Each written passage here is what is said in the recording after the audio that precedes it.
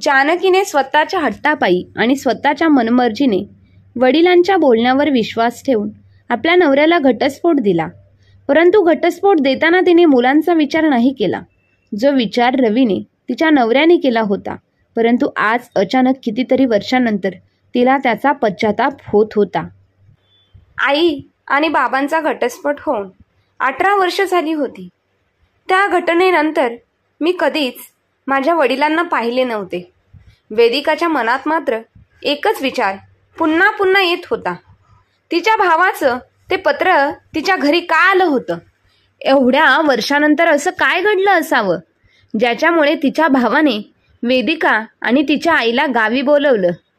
दादाने पत्रात लिहिलं होतं की गावात काहीतरी महत्त्वाचं घडलं आहे आणि मला ताबडतोब गावी येणं गरजेचं आहे. पण काय घडलं असेल हे कळाल्याशिवाय तिच्या मनाला शांती मिळत नव्हती. वेदिकाच्या डोक्यात प्रश्नांचे वादळ उठले होते. दादाने आम्हाला गावी का बोलवलं असेल? एवढ्या वर्षानंतर अचानक असं काय झालं? बस वेगाने धावत होती. रस्त्यावरच्या खड्ड्याने वेदिकाला अधूनमधून तिच्या विचारांमधून बाहेर ओढलं. पण बस पुन्हा वेग घेताच ती पुन्हा आपल्या विचारात हरून जात होती. तिच्या मनात अत्यंत प्रश्नांचे काळे ढग जमले होते. जणू त्या ढगांनी तिच्या मनावर छाया केली होती.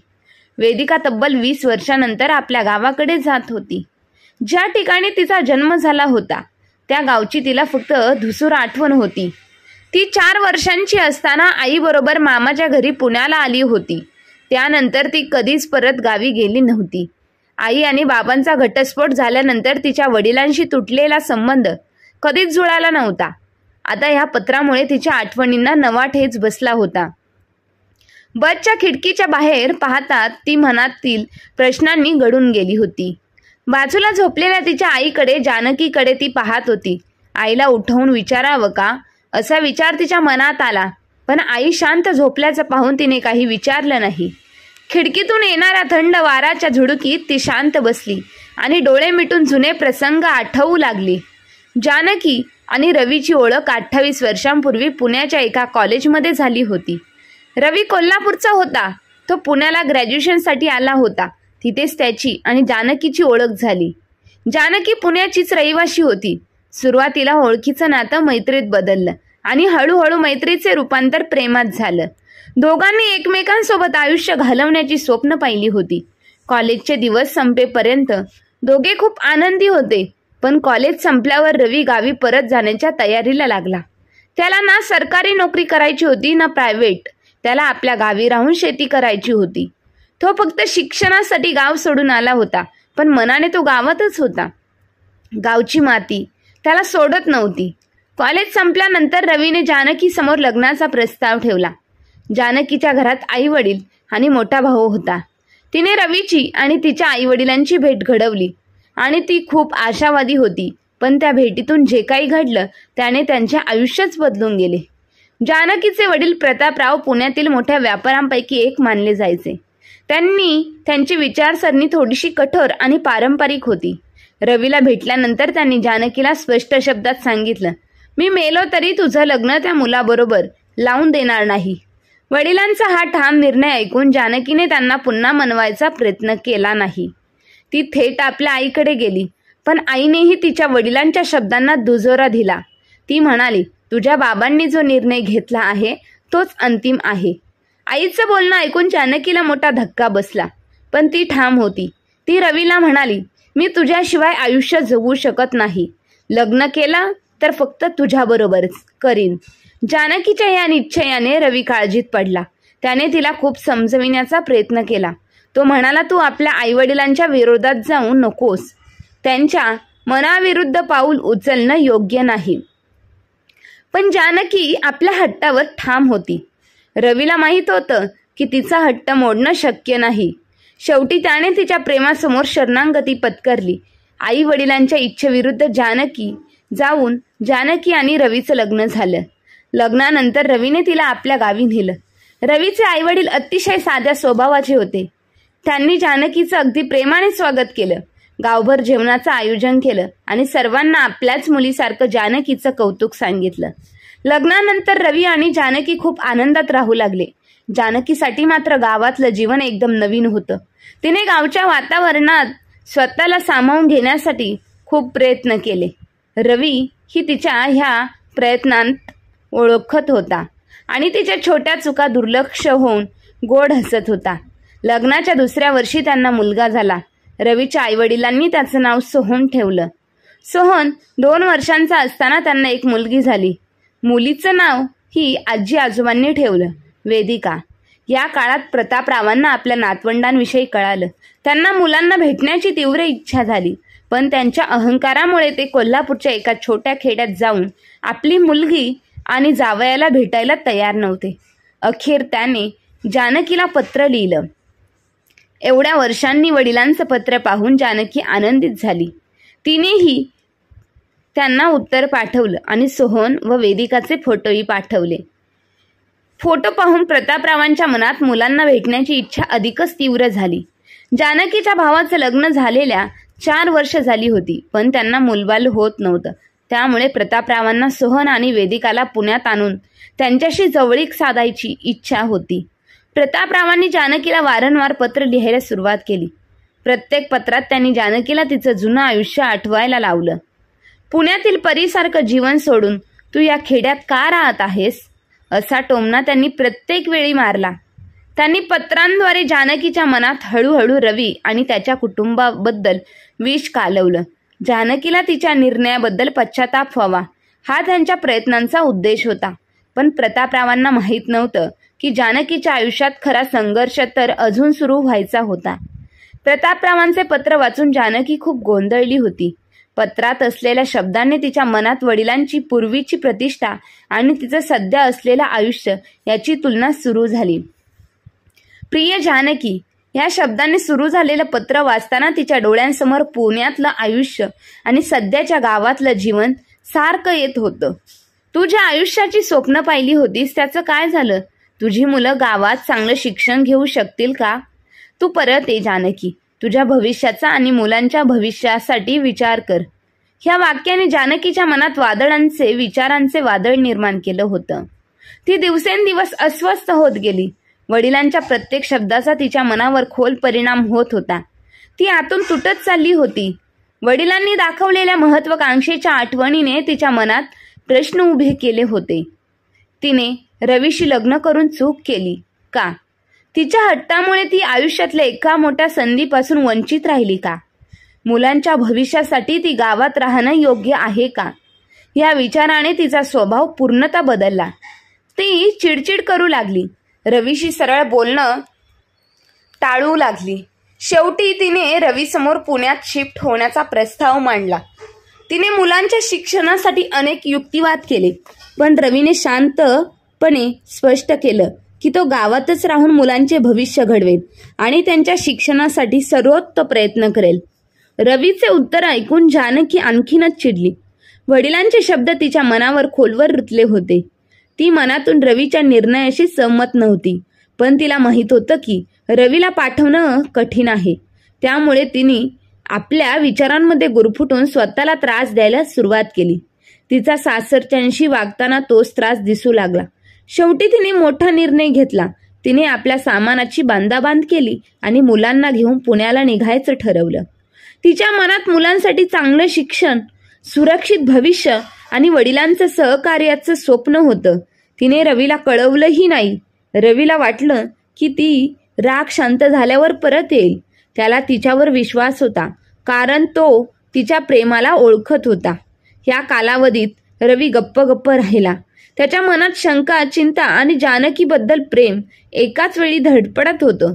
त्याला हे कळत होतं की परिस्थितीने जानकीच्या मनावर मोठा परिणाम केला आहे, पण तो अजूनही तिच्या परतीच्या वाटेवर नजर लावून होता. पण 3 महिने उलटले आणि जानकी परत आली नाही. रवी पुण्याला गेला आणि जानकीला परत चलण्यासाठी विनंती करू लागला. त्याने खूप समजावलं, पण जानकीने मात्र ठाम नकार दिला. ती हट्टाला पेटली होती की रवीने पुण्याला शिफ्ट व्हावं आणि तिच्या वडिलांच्या कंपनीत काम करावं. पण रवीला आपल्या आईवडिलांना आणि गावाला सोडणं शक्य नव्हतं. त्याला माहीत होतं की गावकऱ्यांच्या डोळ्यात त्याच्याकडून खूप अपेक्षा आहेत. गावातल्या लोकांसाठी तो एखाद्या देवासाठी सारखा होता. त्याला जाणवत होतं की गावासाठी त्याच्यावर मोठ्या जबाबदाऱ्या आहेत, म्हणून तो कोणत्याही परिस्थितीत गाव सोडू शकत नव्हता. शेवटी रवी निराश होऊन परत गेला. जानकीने मात्र ठाम निर्णय घेतला होता की ती गावाला परत जाणार नाही. तिने घटस्फोट घेण्याचा निर्णय घेतला. काही दिवसांनी रवीला घटस्फोटाचे कागद मिळाले. ते पाहून त्याच्या पायाखालची जमीन सरकली.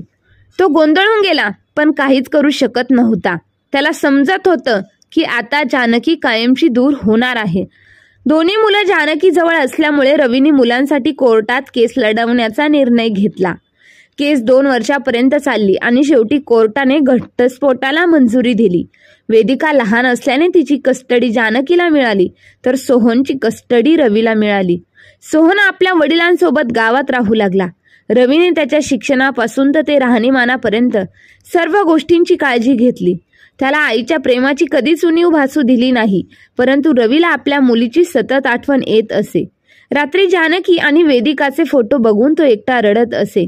सोहनने आपल्या वडिलांची ही तडफड पाहिली होती. गावच्या साध्या सुध्या वातावरणात सोहन मोठा झाला. त्याला रवीने चांगले संस्कार दिले, जे त्याला स्वतःच्या वडिलांकडून मिळाले होते. सोहनही सभ्य आणि कर्तृत्ववान युवक बनला. दुसरीकडे जानकीने वेदिकाच्या पणात कोणतीच कसर ठेवली नाही. ती आपल्या वडिलांची कंपनी सांभाळत होती आणि वेदिकाला चांगल्या शिक्षणासाठी प्रयत्न करत होती. परंतु वेदिकाला बालपणापासूनच तिच्या आजोबांकडून आणि आईकडून तिच्या वडिलांविषयी नकारात्मक गोष्टी ऐकायला मिळत होत्या. प्रतापराव तिच्या वडिलांविषयी असे सांगतात की रवीने फक्त फायद्यासाठीच जानकीशी लग्न केलं आणि तिला गावात कामवालीसारखं वागवलं. या सर्व नकारात्मक गोष्टींमुळे वेदिकाच्या मनात वडिलांविषयी कधीच आदर निर्माण झाला नाही. उलट ती मनोमन त्यांच्याविषयी द्वेष करत होती. तिच्या मनात ठसलं गेलं होतं की तिच्या वडिलांनी तिच्या आईला फसवलं आहे. वेदिका 22 वर्षांची झाली. त्या दिवशी ती नेहमीप्रमाणे कॉलेजहून घरी परतली. दरवाजावर दस्तक झाली. वेदिकाने दरवाजा उघडला तर समोर पोस्टमन होता.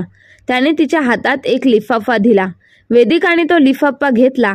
आयुष्यात पहिल्यांदाच तिला तिचा दादा म्हणजे सोहनकडून पत्र आलं होतं. मोबाईलच्या युगात पत्र येणं तिच्यासाठी विलक्षणच होतं. वेदिकाने लिफाफा उघडला. त्यात तिच्या लहानपणीचा एक फोटो. रवी, जानकी, वेदिका, सोहन आणि आजी आजोबा यांचा एकत्र ग्रुप फोटो, तसेच सोहनने लिहिलेलं एक पत्र होतं. पत्रात सोहनने वेदिकाला भावपूर्ण विनंती केली होती, तू एकदा गावी ये. त्या शब्दांमधील ओढ आणि भावना की जिव्हाळ्याची होती की पत्र वाचून वेदिकाच्या डोळ्यात पाणी आलं आणि ती जानकीकडे वळाली आणि म्हणाली, आई, मला गावी जायचं आहे. वेदिकाच्या या इच्छेला जानकी नकार देऊ शकली नाही. खरं तर तिच्या मनातही मुलाशी भेटण्याची ओढ होती, पण धाडस होत नव्हतं. तिने कसे तरी गावच्या सरपंचांचा नंबर मिळवला आणि त्याला फोन करून सांगितलं की ती आणि वेदिका गावी येणार आहेत. 2 दिवसांनी जानकी आणि वेदिका कोल्हापूरला जाणाऱ्या बसमध्ये बसल्या. प्रवासभर वेदिकाचा आपल्या लहानपणीचे फोटो बघत होती आणि सोहनच्या पत्राचे शब्द तिच्या मनात रुंजी घालत होते. तिच्या डोळ्यांसमोर पुन्हा पुन्हा रवी आणि सोहनचा चेहरा येत होता, पण आपल्या भावनांना ती जाणून बुजून दुर्लक्ष करत होती. 6 तासांच्या प्रवासानंतर दोघी शेवटी गावात पोचल्या. त्यांनी प्रथम सरपंच प्रकाशरावांची भेट घेतली. प्रकाशने लहानपणी जानकीला पाहिलं होतं, त्यामुळे तिला ओळखायला त्याला वेळ लागला नाही. त्याने रवीच्या घराची चावी त्यांच्या हातात दिली. वेदिकाने मनात हजारो प्रश्न घेऊन वडिलांच्या घरात पाऊल ठेवलं. जानकीने घरातल्या सगळ्या खोल्या पाहायला सुरुवात केली. एका टेबलावर रवीचा फोटो ठेवला होता, तर पलंगाच्या वरच्या भिंतीवर रवी आणि जानकीचा वधूवर पोशाखातील फोटो लावलेला होता. त्या फोटोकडे पाहताना जानकीच्या डोळ्यात पाणी तर आलं, पण तिने तितक्यातच ताटरपणे ते गिळून टाकलं. वेदिकासाठी मात्र हे घर परक होतं. तिला तिच्या वडिलांबद्दल काहीही आठवत नव्हतं, पण तिच्या नजरा सतत वडिलांना आणि भावाला शोधत होत्या. तेव्हाच प्रकाश त्यांच्या घरात आला. हातात काही पेपर घेऊन वेदिकाने त्याला विचारलं, माझे बाबा कुठे आहेत? प्रकाशने हळूहळू सांगितलं, रवी भाऊ आता ह्या जगात नाहीत. त्यांना कॅन्सर झाला होता आणि 6 महिन्यापूर्वीच त्यांचा मृत्यूही झाला. ही बातमी ऐकून वेदिकाच्या मनात अनपेक्षित दुःखांची लाट आली. जरी वडिलांबद्दल तिच्या मनात प्रेम नव्हतं तरी त्यांच्या मृत्यूच्या बातमीने तिचं मन शून्य झालं. जानकी मात्र हरवल्यासारखी झाली. रवीच्या आठवणीने तिच्या डोळ्यांमधून अश्रू ओघळू लागले, पण तिने स्वतःला सावरलं आणि आपल्याच भावनांना पुन्हा एकदा दूर सारलं. आता वेदिकाचे डोळे आपल्या भावाला शोधत होते. तिने प्रकाशला विचारलं, सोहन दादा कुठे आहे? कुठे दिसत नाही? दादानेच आम्हाला पत्र लिहून बोलवलं होतं. प्रकाश, जो सोहनचा जवळचा मित्र होता, वेदिकाला त्या पत्राबद्दल सांगण्यासाठीच तिथे आला होता. त्याच्याकडे त्या क्षणी उत्तर तेही होतं, पण पुढच्या क्षणांना किती कठोर सत्य समोर आणायचं आहे याची त्यालाही कल्पना होती. प्रकाश म्हणाला, सोहन पुढील शिक्षणासाठी अमेरिकेला गेला आहे. रवाना होण्यापूर्वीच त्याने वेदिकासाठी ते पत्र पोस्ट केलं होतं. हे ऐकून वेदिकाला असं वाटलं की कोणीतरी तिच्यापासून खूप दूर निघून गेला आहे. कारण सोहनचं पत्र मिळाल्यावरच तिच्या मनात दादाला भेटण्याची तीव्र इच्छा निर्माण झाली होती. गावी येईपर्यंत तिने अनेक वेळा विचार केला होता की ती दादाला भेटल्यानंतर सर्वात आधी काय बोलणार आणि काय सांगणार.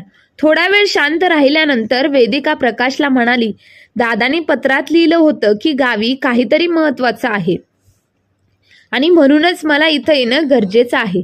पण काय आहे ते नक्की काय आहे? आम्हाला इथे बोलवलं आहे. वेदिकाच्या मनातल्या या प्रश्नांचा प्रकाशला पहिल्यांदा अंदाज आला. तो म्हणाला, मला माहीत आहे की तुला काय विचारायचं आहे आणि यासाठीच मी इथं आलो आहे. हे काही पेपर्स आहेत जे सोहनने तुला द्यायला सांगितले होते. हे पेपर्स वाचल्यानंतर तुला सगळ्या प्रश्नांची उत्तरं मिळतील. असं म्हणत प्रकाशने ते कागद तिच्या हातावर ठेवले. तोपर्यंत जानकीही वेदिकाच्या जवळ येऊन उभी राहिली होती. प्रकाशने वेदिकाला 2 लिफाफे दिले. पहिल्या लिफाफ्यात सोहनने वेदिकासाठी लिहिलेलं पत्र होतं आणि दुसऱ्या लिफाफ्यात रवीचं वडील आणि भावाने लिहिलेलं पत्र होतं. वेदिकाने प्रथम सोहनचे पत्र उघडलं आणि वाचायला सुरुवात केली. प्रिय वेदिका, मला माहीत आहे ह्या वेळेस तुझ्या मनात असंख्य प्रश्न असतील. तू खूप काही विचार करत असशील. कदाचित तुला हा प्रश्न सतावत असेल की मी तुला गावी का बोलवलं. तुला माझ्यावर खूप राग आला असेल आणि त्याचा तुला पूर्ण अधिकार आहे. खरंच तुला राग येणं स्वाभाविक आहे, पण काय करू, मीही काहीसा मजबूर होतो. असो, हे सांग, तुझं नाक अजूनही छोट्या उंदरासारखंच आहे का की मोठ्या उंदरासारखं झालं? हा रागू नको, मी गंमत करत होतो. आता गंभीरपणे सांगतो, मी तुला खूप महत्वाच्या कारणासाठी गावी बोलवलं आहे. आता तू मोठी झाली आहेस आणि तुला एका सत्याचा सामना करावा लागणार आहे जो तुला आजवर माहीत नव्हता. तुला कदाचित लक्षात नसेल, पण बाबा तुझ्यावर खूप प्रेम करत होते. तू त्यांच्यासाठी त्यांच्या डोळ्याचा तारा होतीस. जेव्हा आई तुला घेऊन इथून निघून गेली तेव्हापासून आजपर्यंत एकही अशी रात्र गेली नाही जेव्हा बाबांनी तुझा फोटो पाहून डोळे पुसले नाहीत. वेदिका, बाबा माझ्यापेक्षा जास्त प्रेम तुझ्यावर करत होते. त्यांनी मला आई आणि बाबांचं दोघांचं प्रेम दिलं, पण त्यांना नेहमी वाटते की तुला आईसोबत असताना बाबांचे प्रेम मिळत नसेल. बाबांनी आईला कधीच फसवलं नाही. त्यावेळची परिस्थितीच अशी होती की दोघांना वेगळं व्हावं लागलं. आईला शहरात राहायचं होतं तर बाबांना गाव सोडायचं नव्हतं. ह्या संघर्षामुळे त्यांचं नातं तुटलं. तरीही बाबांनी तुझी खूप वेळा माफी मागितली होती. त्यांना वाटायचं की त्यांच्या मजबुरीमुळे तुला तुझ्या बाबांचं प्रेम मिळालं नाही. बाबा खूप चांगले होते, पण दुर्दैवाने ते फार काळ जगू शकले नाहीत. 6 महिन्यापूर्वीच त्यांना कॅन्सर असल्याचं समजलं. खूप उपचार केले, पण त्यांना वाचवणे शक्य झालं नाही. बाबांना शेवटचं तुला भेटायचं होतं, पण प्रताप, बाबा आणि आई कधीच ते घडू देणार नाहीत याची कल्पना होती, म्हणून त्यांनी धाडस केलं नाही. तरीही जाण्यापूर्वी त्यांनी स्वतःची वसई तयार केली. त्यांनी मला आणि तुला संपत्तीचा अर्धा हिस्सा दिला आहे, पण मला माहीत आहे तुला कधीच बाबांचं प्रेम मिळालं नाही, म्हणून मी माझ्या वाटणीची संपत्तीही तुझ्या नावावर करत आहे. यामुळे तुला हे जाणवेल की बाबा आणि मी तुझ्यावर किती प्रेम करत होतो. बाबांनी त्यांच्या शेवटच्या क्षणी तुझ्यासाठी एक पत्र लिहिलं आहे. ते पत्र आणि प्रॉपर्टीचे पेपर्स प्रकाशकडे आहेत. तुझ्या मनात असेल तर मला नक्की फोन कर. प्रकाशकडून माझा नंबर घे. आईला नमस्कार सांग. तुझा दादा सोहन. सोहनचे पत्र वाचताना वेदिकाच्या डोळ्यांतून अश्रू वाहू लागले. काही वेळाने तिने दुसरा लिफाफा उघडला. त्यामध्ये रवीचं पत्र आणि प्रॉपर्टीचे कागद होते. वेदिकाने पेपर्स बाजूला ठेवले आणि आतुरतेने पत्र वाचायला सुरुवात केली. बाळा वेदिका, कशी आहेस? मला खात्री आहे तू आईसोबत आनंदातच असशील. ती तुझी खूप काळजी घेत असेल. तरीही मला वाटतं तुला पाहण्यासाठी माझे डोळे अतुर झाले आहेत. माहीत नाही ह्या जगातून जाण्याआधी तुला बघू शकेन की नाही. तू लहानपणी खूप मस्तीखोर होतीस. नेहमी बाबा चॉकलेट म्हणायचीस. मी कधी तुला पेपरमीट आणि बिस्किट तर कधी गोळ्या आणून द्यायचो, पण तुला लॉलीपॉप खूप आवडायचं. त्याला जोडलेली शिट्टी वाजवण्यातच तुला खूप आनंद मिळायचा आणि मग तू जोरजोराने हसायचीस. तुला हसताना पाहून मीही हसायचो. आजी आजोबांना तुझ्याशिवाय झोप लागत नव्हती. तू आजीचा पदर धरून तिच्या मागे मागे फिरायचीस. बाळा, तू घरात सगळ्यांची लाडकी होतीस आणि आजही आहेस. माझ्या मनात तुझ्याबद्दल खूप काही बोलायचं आहे, पण कधीच संधी मिळाली नाही. म्हणून आज पत्र लिहायचं ठरवलं. मला माहीत आहे हे पत्र तुला त्यावेळी मिळेल जेव्हा मी ह्या जगात नसेल, पण हेही सत्य आहे की मी कुठेतरी तुझ्या जवळच असेन, तुला पाहत असेन. तुझा जन्म झाला तेव्हा तू अगदी माझ्यासारखी दिसत होतीस. तुझ्या बालपणीच्या आठवणी माझ्या डोळ्यांसमोर अजूनही जशाच्या तशा आहेत. मी जानकीला चिडवत होतो की तू किती क्यूट आहे, कारण तू माझ्यासारखी दिसत आहे. आणि तुझी आई ही खूप चिडत होती. तुला आठवत नसेल, पण तुला मातीमध्ये खेळायला खूप आवडत होतं. जसा पाऊस पडला की तू पावलांचा आवाज न करता अंगणात जात होतीस आणि पावसामध्ये उड्या मारत होतीस. काही वेळातच अंगणात चिखल होईल आणि तू त्या चिखलात खेळत असायसीस. खरंच तू खूप खेळकर होतीस. जानकी नेहमी म्हणायची, ही मुलगी किती सैतान आहे, मोठी होऊन खेळाडू होईल. तेव्हा मी म्हणत असायचो, वेदिकाला जे हवं आहे ते बनेल तिची ती मर्जीचं. खरंच बाळा, आज ऐकलं आहे की तू फॅशन डिझायनर होणार आहेस. मला खूप अभिमान वाटतो. तू माझं आणि तुझ्या आईचं नाव मोठं करत आहेस. खरंच मी गेल्या जन्मी खूप चांगलं कर्म केलं असणार की माझ्या आयुष्यात तू, सोहन आणि जानकी आले. मला माहीत आहे की तुझी आई माझ्यावर नाराज आहे आणि मला हेही माहीत आहे की ती माझ्यावर खूप खूप प्रेम करते. आपण ज्याच्यावर प्रेम करतो त्याच्यावरच नाराज होतो. असो, तिला नाराज होण्याचा पूर्ण अधिकार आहे. वेदू, मला तुझ्याकडून काही नको आहे. फक्त एक गोष्ट आहे आणि ती सुद्धा तुझी मर्जी असेल तर. जर तू गावी आली असेल तर एकदा भगवान शंकरांच्या मंदिरासमोर गरिबांना एक वेळचं जेवण घाल. काय आहे ना, मी नवस मागितला होता की जर तू गावी आलीस तर मी गोरगरिबांना जेवायला घालेल. पण आता कठीण आहे आणि मला माहीत आहे की तू हे पत्र वाचशील तेव्हा मी जिवंत नसणार. म्हणून फक्त माझं हे नवस पूर्ण कर. माझ्याकडे शेती आणि घर आहे. तुझी मर्जी. तुला शेत हवं आहे का घर? जे तुला हवं आहे ते घे. मी सोहनशी बोललो आहे, त्याला काही त्रास नाही. वेदू, खूप काही लिहायचं आहे, पण एक पुस्तक लिहिलं जाईल आणि तू ही किती वाचशील. फक्त एवढंच सांगायचं आहे की तू माझा अभिमान आहे. मला दुःख आहे की मी तुला बाबाचे प्रेम देऊ शकलो नाही, पण मी खूपच मजबूर होतो. गाव आणि आईवडिलांच्या प्रती माझं काही कर्तव्य होतं, म्हणून मी यांना सोडू शकलो नाही आणि शहरात जानकीसोबत राहायला येऊ शकलो नाही. मला माफ कर बाळा, खरंच सांगत आहे, मी खूपच मजबूर होतो. तुझे काही फोटो कपाटात आहेत लहानपणीचे, बघून घे. सोहन म्हणतो वेदूचं नाक उंदरासारखं आहे. मी नेहमीच त्याला ओरडतो, वेदूबद्दल असं बोलू नको, पण तो दादा आहे तुझा, म्हणून त्याला तुला चिडवण्याचा अधिकार आहे. तो पण तुझ्यावर खूप प्रेम करतो. त्याला नक्की भेट एकदा तरी. त्याला पण तुला भेटायचं आहे. आईला सांग की आता राग सोडून दे. माझ्या आत्म्याला शांती मिळेल. अच्छा वेदू, तुझी आणि आईची काळजी घे. तुझा बाबा. वडिलांचं पत्र वाचून वेदिका मोठ्या आवाजात रडू लागली. जानकीही तिच्याबरोबर पत्र वाचत होती आणि ह्या क्षणी तीही आपल्या भावनांना नजरातून करू शकली नाही. तिच्या डोळ्यांतून अश्रू वाहू लागले. जानकीने वेदिकाला आपल्या गळ्यात घट्ट पकडलं आणि ती पण रडू लागली. आत्तापर्यंत प्रकाश तिथून निघून गेला होता. तर मित्रांनो, तुम्हाला कथा आवडली असेल तर कथेला लाईक शेअर करा आणि चॅनलला सबस्क्राईब करा. धन्यवाद.